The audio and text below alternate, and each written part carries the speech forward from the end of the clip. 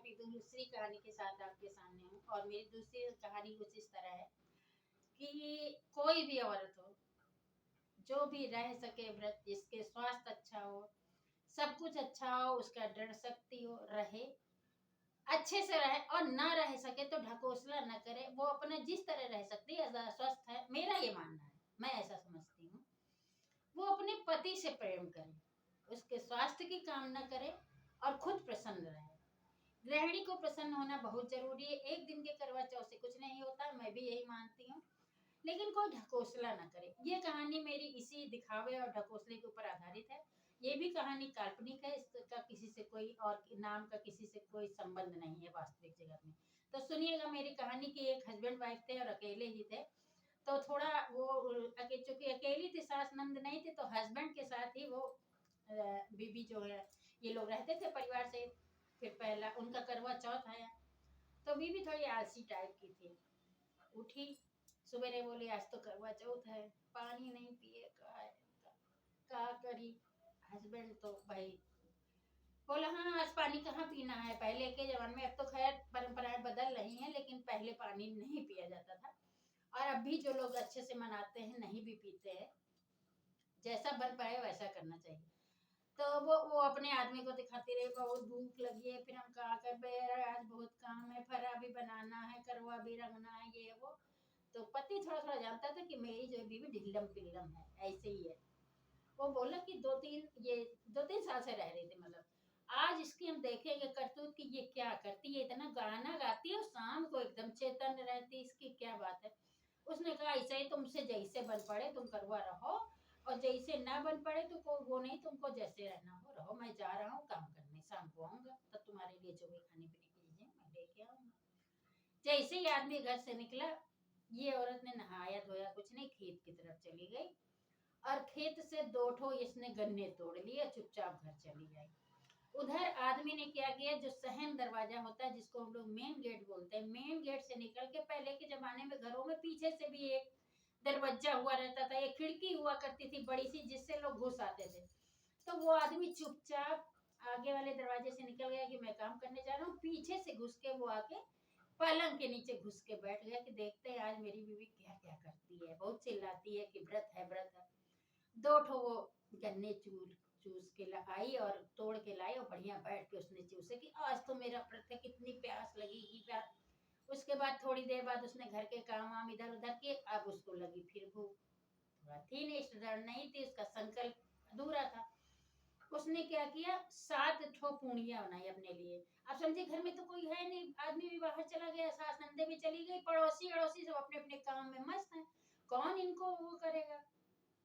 उसके बाद उसने 7 पूड़ियां बनाई, 7 पूड़ियां फटाफट खा ली, फटाफट खा ली। अरे आज तो व्रत है, पूरा दिन का व्रत, और क्या करे, भूख तो लगेगी, अभी खा लो, शाम तक देखा जाएगा। उसने खा ली। फिर उसने थोड़ा सा नहाया धोया, ये वो किया, हिली डुली, उसको और भूख लग गई।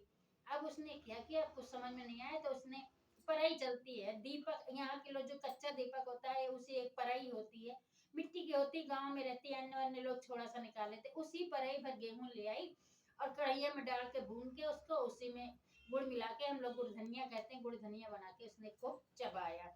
आराम से खा पी के शाम हो गई, अब जाने की इसके आदमी के आने का वक्त हो गया। थोड़ा बहुत उसने हरे भरे बना के रखे, और बढ़िया सज संवर के पूजने के लिए तैयार हो गई, और दूसरे के घर में वो पूजा करने गई। तब का चलन था, लोग जहाँ 2 4 6 औरतें इकट्ठा होती थी, वहीं जाते थे पूजा करने। वो भी गई। उसके हस्बैंड नाय करने लगे, अरे तुम तो तैयार ही गई। हाँ बोली, अब जाना दिन भर तो भूखन भरी तरह है, अब कहत हो के तैयार हो गए, तैयार इतनी देर तो भूख लगी, हमका टोको टाको ना। तो कहते अरे नहीं, हम ये थोड़ी ना कहते, आज तुम लोग तुम्हारे कहानी कही जाती है ना अपने माँ, अब की एक कहानी बहुत अच्छी सोचे ना, और जब तुम पूछे जाए हम भूख लेते चलो। कल हाँ तुम मेहरियन के बीच में यहाँ कहानी कही हो जाए, कहे अरे चुप्पे मेहरिया जो नहीं घूंघट काढ़े वाली हुई है, काढ़ ले, हम कहानी कही बैठ। तब वो शाम को सच सवर के खड़ी हुई। खड़ी होने के बाद वो अपने हस्बैंड से बोली कि चलो हम जा रहे हैं, फलानी पड़ोसी ने बताया, हम क्या चलो, वो भी गए भाई। अब वहाँ 8 10 औरतें, कोई बीच में वो अकेले आदमी, तो जो भाभियां अभी भौजी होजी उनकी लगती थी, बोले अरे ये कहाँ इनका बीच में ले आई, कहने आज ही कहानी कही है। कहा था कि हम कहीं पे कोनो नई कहानी सीख के आए, पता नहीं कौन नई कहानी सीखी है। तो बोले कि सुनो हमारी कहानी बहुत अच्छी है। तो कहन के सब लोग सुनने लगे, कहे पहले इनकी सुन लो बाद में। तो कहन की 5 दही परवाना सुहारी ऐसे कहना भर पार गेहूं पूजा तुम ले गौर दही पूजा। सब जने गौर देव की अच्छा जो डाले जाते वो डालो पूजा करो।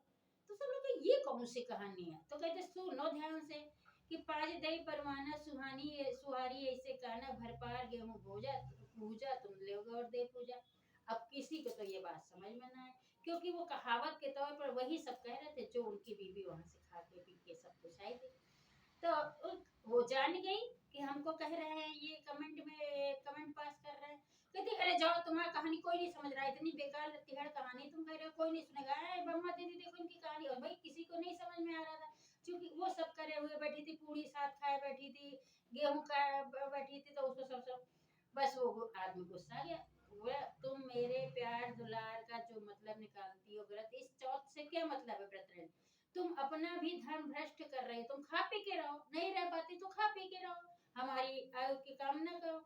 मगर ये जो औरतें बेचारी तुम्हारे साथ पूजा कर रही हैं, इनका भी तो तुम सब गड़बड़ कर रही हो। और लगे मारने डंडे से, तब डंडे चलते थे। सब जब मारने लगे तो इन्होंने हाथ जोड़ा, कबूला सब औरतों के सामने कि हमने 7 जो है कि सुहारी पूड़ी कहा जाता है, पूड़ियाँ खाई हैं और एक परई भर गेहूं भून के खाया है, मैंने गन्ने चूहे हैं, सब कुछ बताया और मैं नहीं रह पाती हूँ, मुझसे इतने संकल्प नहीं हो पाता। तो भाई फिर अपने हस्बैंड से भी उन्होंने माफी मांगा और उन औरतों ने भी कहा कि ठीक है तुम नहीं रह पाती तो मत रहो, आगे से ध्यान रखना कि यदि तुम ना रह पाओ जैसे रह पाओ वैसे रहो, लेकिन अपना दिखावा मत करो किसी चीज का।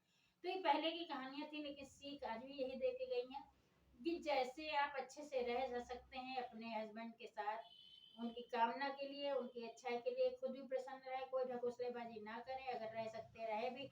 आजकल लोग तो पहले ही करवा चौथ में नंदे और जिठानियां वगैरह पानी नहीं पिला देती, बहुत बढ़िया है जो रस्में अच्छे से अच्छे चल रही हैं, अच्छी बात है। बस इसी के साथ अगर कोई त्रुटि हो तो क्षमा याचना चाहूंगी और मेरी कहानियों को कहानी के तौर पर ही सुने। Thank you so much. फिर दूसरी कहानी है, बाय बाय।